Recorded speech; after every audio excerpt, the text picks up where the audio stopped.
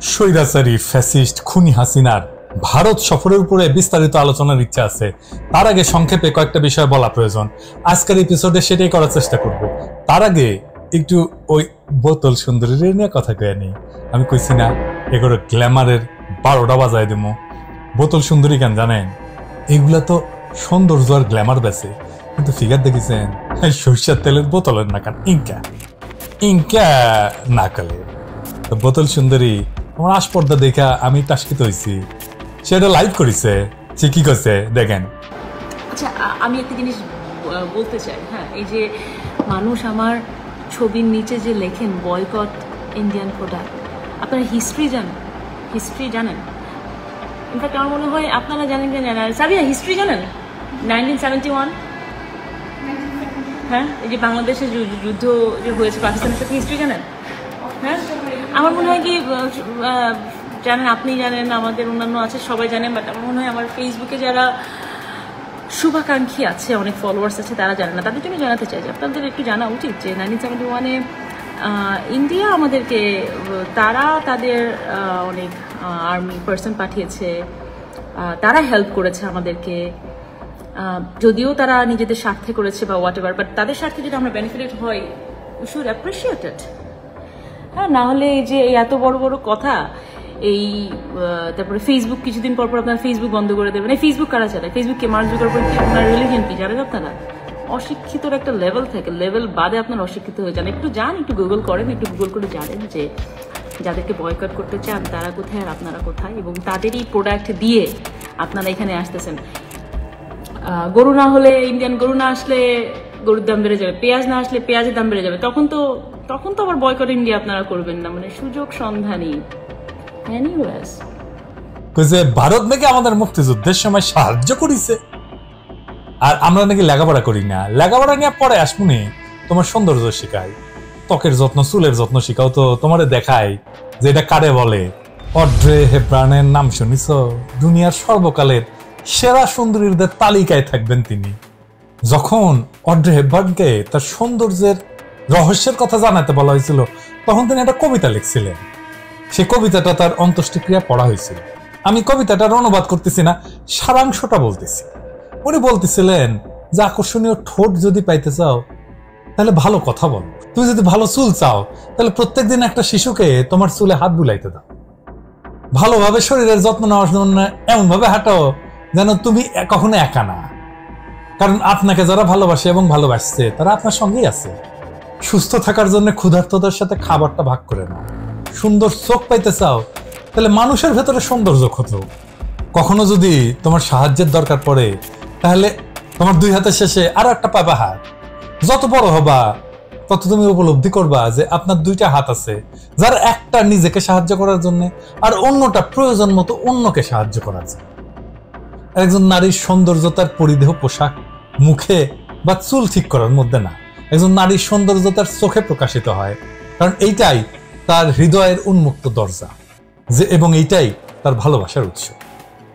না আছে ফিগার, না আছে সৌন্দর্য, না আছে সংবেদনশীল মন, তারপরও মাতারিত্ব করে ভাব কেন? তো জিন্দিগিতে ইনকে কবিতা লিখবার পারবো বোতল সুন্দরী? আমি শিওর অড্রে হেব্রান যে এটা কবিতা লিখেছিল এটা তো জানো নাই। লাইভ করে যে আসপর্দা দেখেছ, সেটার জন্য তোরা সামনে রেখে তোর গ্ল্যামার ইন্ডাস্ট্রির জয় বাংলা করে দেবো, প্রমিস।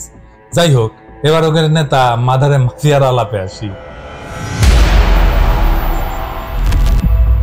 ইমরান খান যখন ক্ষমতায় পাকিস্তানে আসছিল, ওই সৌদি যুবরাজ ইমরান খান নিজে গাড়ি চালায় ওনারা এয়ারপোর্ট থেকে নিয়ে গেছে, মনে আছে না? দেখেন ছবিটা।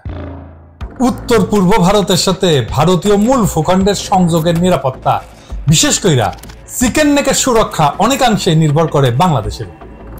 এছাড়া একটা দেশ তাদের মেহমান অপর একটি দেশের সরকার প্রধানকে কি পর্যায়ে সম্মান বা প্রোটোকল দেয় সেটা নির্ভর করে মেহমান বা তার দেশের কাছে তাদের ঠেকা কতটুকু। এমন যদি হয় যে দেশটার আঞ্চলিক অখণ্ডতা অনেকাংশে নির্ভর করে মেহমান দেশের সহযোগিতার উপরে, তাহলে তাকে সর্বোচ্চ পর্যায়ে প্রোটোকল দেওয়ার কথা। ভারতের পররাষ্ট্র সচিব বিনয় কোয়াত্রা বাংলাদেশকে অভিহিত করছে ভারতের ইন্দো প্যাসিফিক ভিশনের অতি গুরুত্বপূর্ণ অংশ হিসেবে। সুতরাং আমরা আশা করতেই পারি যে আমাদের দেশের কাছে ভারতের এত ঠেকা, সে দেশের অর্থাৎ বাংলাদেশের সরকার প্রধান, সে বৈধ হোক অবৈধ হোক, তাকে ভারত সর্বোচ্চ পর্যায়ে রিসিভ করবে। সৌদি যুবরাজ মোহাম্মদ বিন সালমান যখন সরকারি সফরে ভারতে আসে তখন তাকে বহনকারী বিমানের সিঁড়ির গোড়ায় দাঁড়ায় কসাই মোদী স্বয়ং তাকে অভ্যর্থনা জানাইছিল। এমন কইতেই পারেন যে সৌদির সাথে কি বাংলাদেশের তুলনা হয়? সৌদি হইল মুসলিম বিশ্বের নেতৃস্থানীয় দেশ। মোদির হাতে মুসলমানের রক্ত, সে কলঙ্ক ঢাকার জন্য সে হয়তো স্বয়ং উপস্থিত হয়েছিল। সৌদিতে বহু ভারতীয় প্রবাসী কাজ করে খায়, রেমিটেন্স পাঠায়, ভারতের তেল আমদানির একটা উৎস সৌদি আরব। সুতরাং সৌদি যুবরাজকে এরকম প্রোটোকল দেওয়া স্বাভাবিক, কথা সত্য।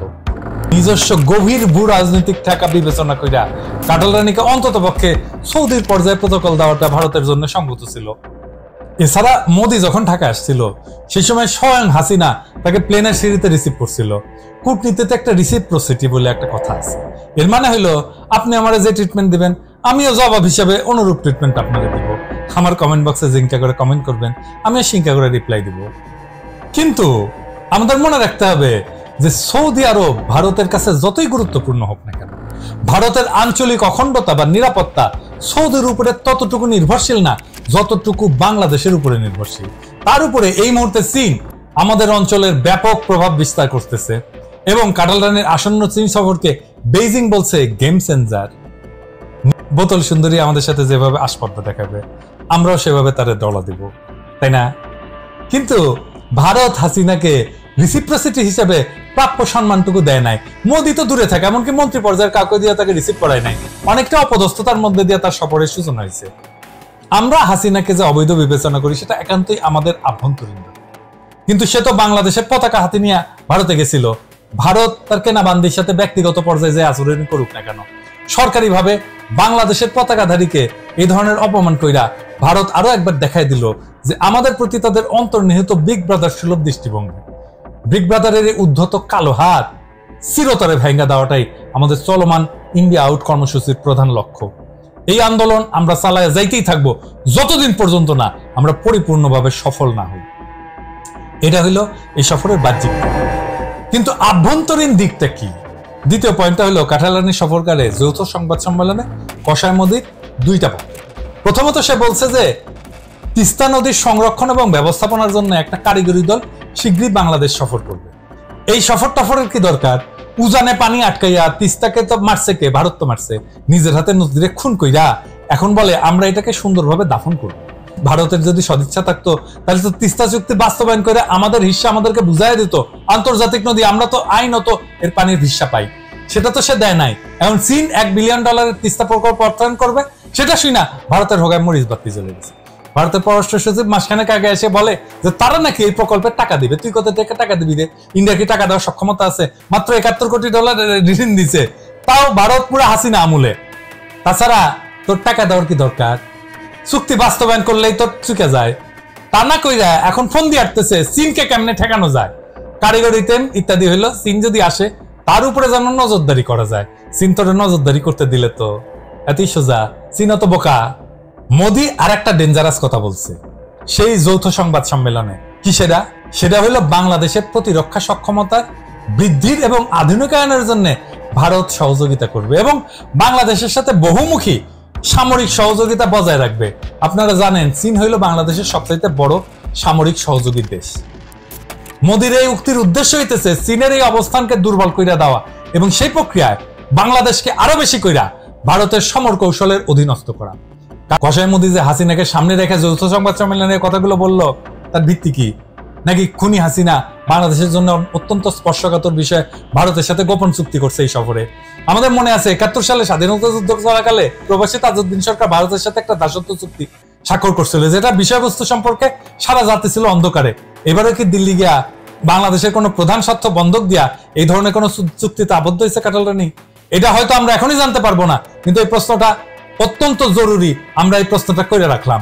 সবশেষে যে কথাটা বলতে চাচ্ছি সেটা হইতেছে কাটাল রানীর দিল্লি সফর শেষ হইতে না হইতেই বাংলাদেশে এসে হাজির হয়েছেন চীনের একজন মন্ত্রী মিস্টার লিউ জিয়ানসাও, যাকে চীনের ছায়া পররাষ্ট্রমন্ত্রী হিসেবে অভিহিত করা হয়। চীনের অত্যন্ত গুরুত্বপূর্ণ নেতা এবং চীনের পররাষ্ট্র মন্ত্রণালয়ের অত্যন্ত প্রভাবশালী নেতা। উনি হাসিনা আইসা সারল না, তার মধ্যে উনি বাংলাদেশে চলে আসছেন। কেন? কাটাল রানীর দিল্লি সফরের মাত্র কয়েকদিন আগে টাইমস অফ ইন্ডিয়া একটা ভুয়া খবর পরিবেশন করে বাংলাদেশে যে সকল সামরিক সরঞ্জাম চীন রপ্তানি করে সেগুলি নাকি ত্রুটিপূর্ণ এবং এই কারণে বাংলাদেশের সশস্ত্র বাহিনী নাকি চীনের উপরে ক্ষুব্ধ। বালের আলাপ দাও, কইলেই হইলো। আমরা জানি না এই প্রচারণা ভারতীয়রা ছাপাইছে আবার আফ্রিকার জিম্বাবুয়ের এক পত্রিকা। দেখেন, চীন বিরোধী এই প্রোপাগান্ডার উদ্দেশ্যই ছিল কাটাল রানীর সফরের সময় ভারত যাতে চীনকে ল্যাংমাইরা কাটাল রানীকে চাপ দিয়া বাংলাদেশের সামরিক খাতে বেশি করে অনুপ্রবেশ করতে পারে। বাংলাদেশের স্বাধীনতা, সার্বভৌমত্ব, আঞ্চলিক অখণ্ডতা এবং আমাদের জনগণের গণতান্ত্রিক আকাঙ্ক্ষার সবচেয়ে বড় প্রতিবন্ধক কে? ইন্ডিয়া। সেই ভারতের কাছ থেকে আমরা কেন প্রতিরক্ষা সংক্রান্ত সহযোগিতা নিব? প্রশ্নই ওঠে না। ভারতীয় পণ্য বয়কটের মধ্যে আমরা এই পর্যায়ে সকল প্রকার ভারতীয় সামরিক সরঞ্জাম বয়কট করলাম। আমরা এর লিস্টের আমাদের তালিকার মধ্যে ভারতীয় সামরিক সরঞ্জাম বিবেচনা করব। আমাদের দেশপ্রেমিক সশস্ত্র বাহিনীকে আহ্বান জানাবো, তারা যেন কোনোভাবে ভারতের এই চক্রান্তে পা না দেন এবং ভারতীয় সামরিক সরঞ্জাম আমদানি করা থেকে সম্পূর্ণ বিরত থাকেন। যে জেনারেল অতিরিক্ত উৎসাহে দেখাবেন না, ভুলে যান না। পুরো প্রক্রিয়া পর্যালোচনা করে কার কত দায় সেটা বাইর করতে পারবো আমরা। আর ভাইবেন না আপনার সহকর্মী আপনার উপরে বিলা হইয়া নাই। পুলিশের এই সম্পদের হিসাব বাইর হইতেছে না ভিতর থেকে, যারা বঞ্চিত তারাই বাইর করতেছে। এই সব আপনাদেরও বাইর হবে।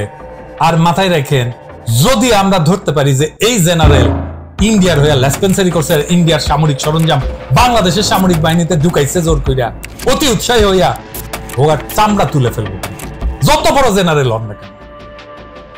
মাইন্ড মাথায় রাখতেন।